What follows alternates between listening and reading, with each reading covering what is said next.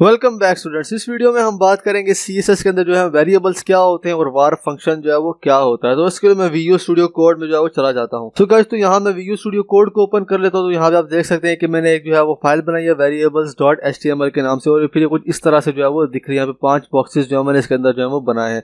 सो भी हम यहाँ पे बात करते हैं कि CSS वेरिएबल्स जो है वो क्या होते हैं। सो गाइस, CSS वेरिएबल्स होते हैं कि हम ने कोई कस्टम प्रॉपर्टीज जो है वो डिफाइन करनी है, तो उसके लिए जो है वो हम CSS वेरिएबल्स को जो है वो यूज करते हैं। फॉर एग्जांपल, यहाँ पे जो है मैंने 5 बॉक्सेस जो है वो बनाए हैं। मैं चाहता हूँ कि यहाँ पे जो बॉक्स नंबर 3, 4 और 5 है, इनकी जो विड्थ है वो सेम रहे और इनका जो कलर वगैरह है वो भी जो है वो सेम रहे। तो यहाँ पे मैं अगर सेम करना चाहूँगा तो यहाँ पे मुझे 3 जगह पे जाना पड़ेगा और यहाँ पे हाइट और विड्थ की वैल्यूज जो है वो चेंज करना पड़ेगी। अगर हम ये काम करते हैं CSS के वेरिएबल्स को यूज करके, तो हमें सिर्फ एक दफ़ा ही जो है वो वेरिएबल जो है वो डिफाइन करना पड़ेंगे, एंड देन वहाँ पे हम एक ही जगह पे जो है वो वैल्यूज को चेंज करेंगे। तो यहाँ पे जो तीनों बॉक्सेस होंगे उनकी वैल्यूज जो है वो चेंज हो जाएंगी।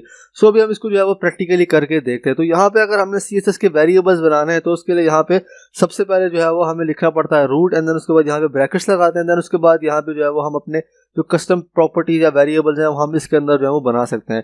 तो यहाँ पे मैं चाहता हूँ कि यहाँ पे जो बॉक्स नंबर 3, 4 और 5 है, इनकी विड्थ और हाइट जो है वो मैं यहाँ पे जो है वो डिफाइन करूँ, एंड देन यहाँ पे मुझे चेंज करना हो तो मैं एक ही जगह पे जाके चेंज करूँ तो यहाँ पे भी जो है वो चेंज हो जाए।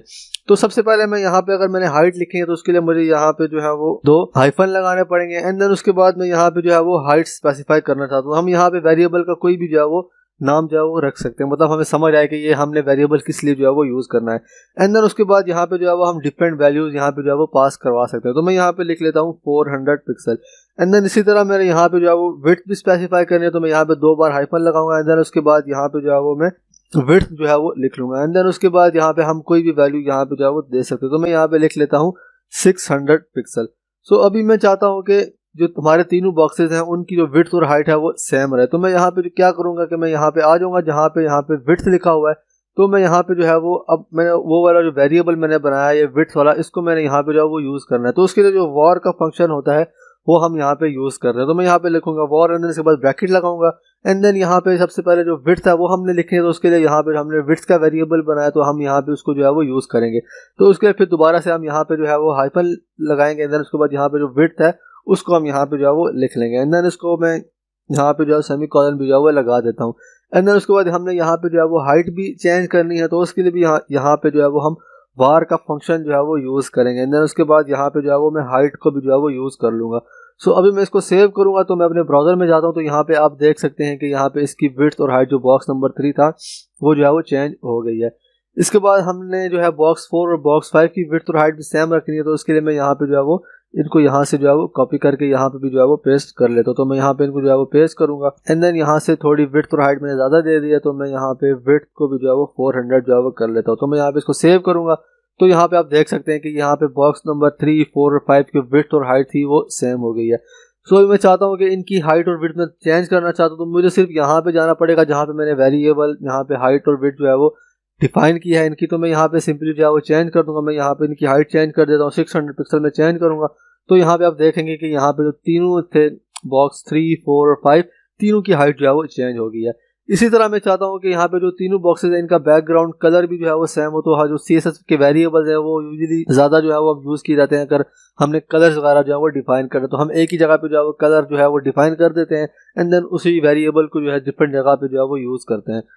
इसी तरह यहाँ पे इनका जो बैकग्राउंड कलर है मैं चाहता हूँ कि वो भी जो है वो सेम हो। तो यहाँ पे मैं जाता हूँ, यहाँ पे मैं एक नया वेरिएबल बना लेता हूँ। तो मैं यहाँ पे उसको लिखूंगा बैक, मैं यहाँ पे उसको जो है BG कलर जो है वो लिख देता हूँ। तो मैं यहाँ पे जो है वो लिखूंगा BG कलर, एंड देन उसके बाद मैं यहाँ पे कोई कलर जो है वो डिफाइन कर देता हूँ। तो मैं यहाँ पे जो है वो क्रिम्सन जो है वो डिफाइन कर देता हूँ। तो मैं यहाँ पे लिख लूंगा क्रिम्सन। सो उसके बाद जो है मैं यहाँ पे जाऊँगा बैकग्राउंड कलर जहाँ पे इनका मैंने सबका जो है वो चेंज करना है, तो यहाँ पे मैं चला जाऊँगा। यहाँ पे फिर हमने उस वेरिएबल को यूज़ करना है, तो उसके लिए मैं यहाँ पे var का जो फंक्शन है उसको जो है वो यूज़ करना पड़ेगा, एंड देन उसके बाद यहाँ पे जो BG कलर है उस वेरिएबल को यहाँ पे जो है वो हम कॉल कर लेंगे। इसी तरह मैं यहाँ पे इसको जो है यहाँ से कॉपी कर लेता हूँ, एंड देन यहाँ पे भी पेस्ट कर लेता हूँ, एंड देन उसके बाद इधर भी जो है वो मैं इसको जो है वो पेस्ट कर लेता हूँ। तो मैं इसको सेव करूँगा, तो यहाँ पे आप देख सकते हैं कि यहाँ पे जो तीनों बॉक्सेस थे उनका कलर जो है वो चेंज हो गया है। अगर मैं यहाँ पे जो है वो कलर को जो है वो चेंज कर देता हूँ, मैं यहाँ पे थोड़ा डिम कर देता हूँ इसको, तो यहाँ पे आप देख सकते हैं कि यहाँ पे तीनों का जो कलर है वो चेंज हो गया है।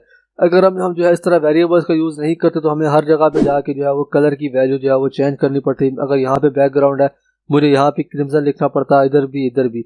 हमने वेरिएबल बना दिया तो सिर्फ हम एक जगह पे वैल्यू को जो है वो चेंज करेंगे तो यहाँ पे जहाँ जहाँ पे वो कॉल होगी तो वहाँ पे जो है उसकी चेंजिंग जो है वो अप्लाई हो जाएगी। सो ये फ़ायदा है कि सीएसएस वेरिएबल को जो है वो यूज़ करके हम अपने कोड को जो है वो ईजी बना सकते हैं। मतलब हम एक जगह पे जो है वो एक वेरिएबल डिफाइन करेंगे, उसके अंदर कोई वैल्यू जो है वो स्पेसिफाई कर देंगे और उसको फिर हम जहाँ मर्जी चाहे जो है वो उसको यूज़ कर सकते हैं। अगर हम उसको चेंज करना हो कलर वगैरह को, हम उसको फिर एक ही जगह पे ऊपर जो है वो चेंज करेंगे। सो आई होप कि आपको ये कॉन्सेप्ट जो है वो समझ आ गया होगा। So see you in the next video.